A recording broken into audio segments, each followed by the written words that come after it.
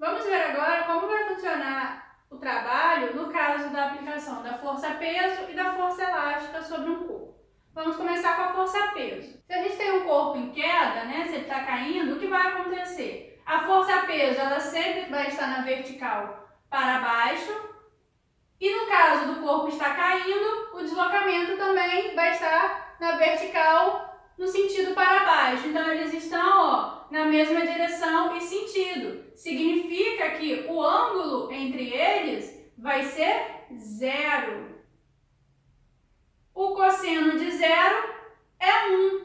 Então, esse trabalho da força-peso para o corpo caindo vai ser igual a força-peso vezes o deslocamento vezes o cosseno de zero, que é 1. Então, vai ser um trabalho positivo. Se a gente olha para a variação da energia potencial gravitacional desse corpo, o que vai acontecer?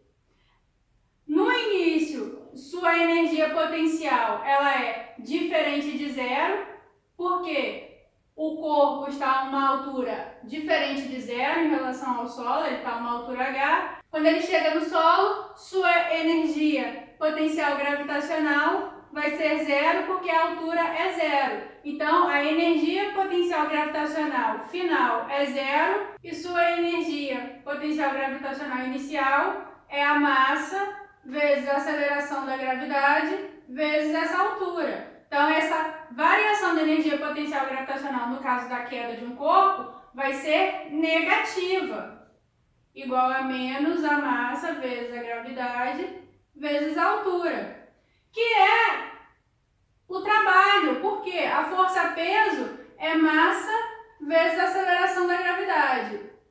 E o deslocamento é justamente essa altura. Então, percebam que, no caso de um corpo em queda, seu trabalho vai ser positivo, igual a mg vezes a altura, e a variação da energia potencial gravitacional vai ser esse valor, massa vezes a aceleração da gravidade vezes a altura, negativa.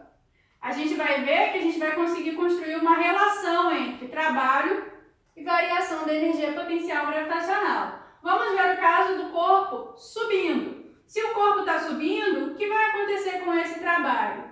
O trabalho vai ser a força-peso vezes o deslocamento, que é a altura, vezes o cosseno do ângulo. Nesse caso, a força-peso sempre vai estar para baixo, mas se o corpo estiver subindo, o seu deslocamento está com sentido para cima, oposto ao trabalho. Então, esse ângulo entre esses dois vetores é igual a 180 graus. O cosseno de 180 graus é menos 1. Se é menos 1, a gente substituindo aqui no lugar do cosseno, vai ficar uma multiplicação por menos 1. Então, esse trabalho, no caso do corpo estar subindo, vai ser negativo.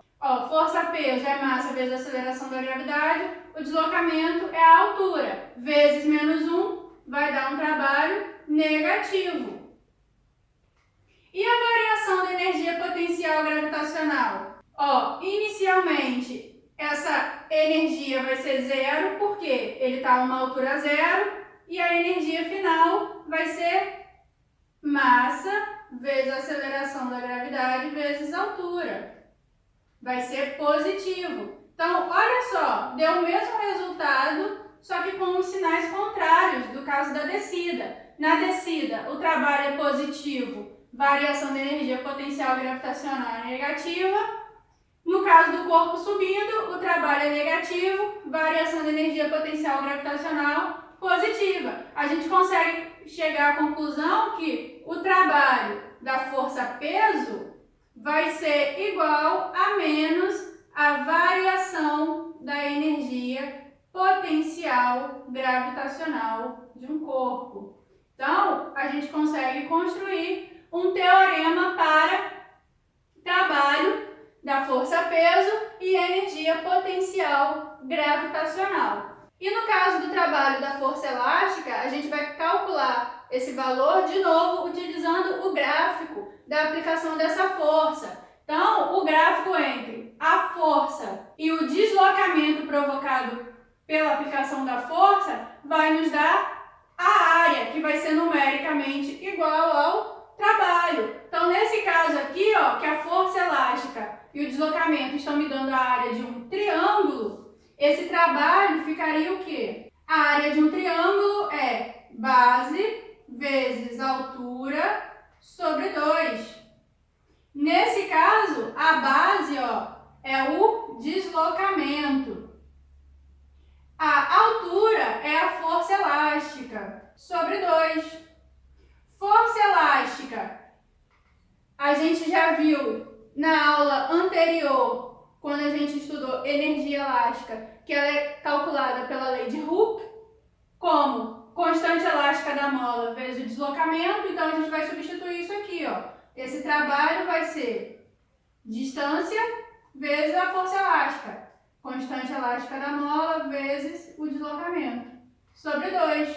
A gente consegue, então, escrever que esse trabalho vai ser numericamente igual a x vezes x é x ao quadrado. Então, vai ficar constante elástica na mola vezes x ao quadrado sobre 2. E com isso, a gente consegue, então, calcular o trabalho realizado pela força elástica, que no caso vai ser dado sempre pela área do gráfico. Assim como a gente encontrou uma relação entre variação de energia potencial gravitacional e trabalho da força-peso, a gente vai conseguir também relacionar o trabalho com a energia cinética. O teorema da energia cinética, ele vai estar relacionado com a força resultante.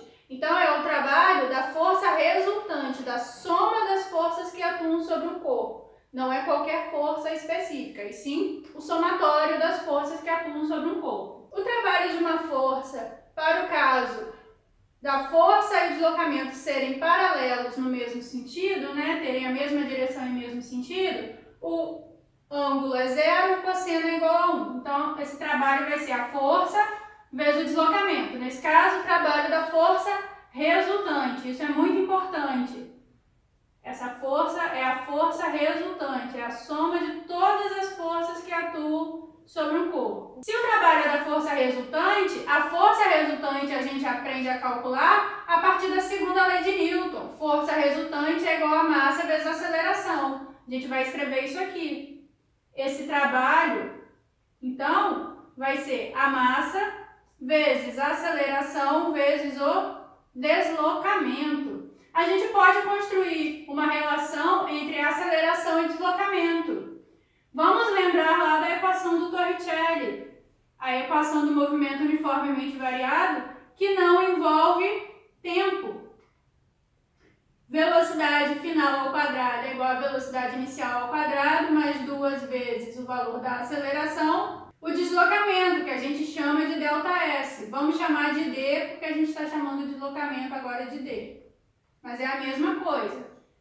Olha só, a gente pode escrever a partir dessa equação que a multiplicação da aceleração vezes o deslocamento pode ser igual, ó, essa velocidade inicial ao quadrado que está somando, passa para o outro lado do igual, fica negativa. E esse 2 que está aqui multiplicando, passa dividindo. Então, a gente encontra que a multiplicação da aceleração vezes o deslocamento é igual a velocidade final ao quadrado menos velocidade inicial ao quadrado sobre 2. Vou colocar isso aqui. Esse trabalho da força resultante vai ser massa vezes velocidade final ao quadrado menos velocidade inicial ao quadrado sobre 2. A massa está multiplicando isso tudo aqui, certo? Vamos escrever isso aqui de uma maneira mais bonita para a gente chegar à equação da energia cinética. Lembrando que energia cinética é o quê? É a energia relacionada com a velocidade. Massa vezes velocidade ao quadrado sobre 2.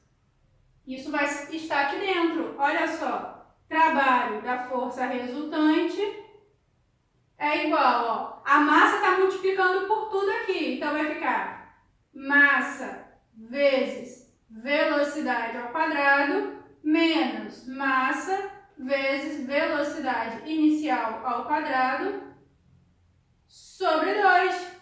Olha o que a gente encontrou. Massa vezes velocidade ao quadrado sobre 2 é energia cinética. Velocidade final energia cinética final. Velocidade inicial, energia cinética inicial. Então, a gente encontra disso tudo aqui que o trabalho de uma força resultante vai ser igual à variação da energia cinética. Nós encontramos uma relação entre trabalho da força-peso com variação da energia potencial gravitacional. Naquele caso, a gente encontrou que o trabalho da força-peso é igual a menos a variação de energia potencial gravitacional. No caso da energia cinética, a variação da energia cinética vai ser igual ao trabalho da soma das forças que atuam sobre o corpo. Com isso, a gente encerra esse vídeo sobre o trabalho de uma força. Nos próximos vídeos, a gente faz exercício sobre esse conteúdo.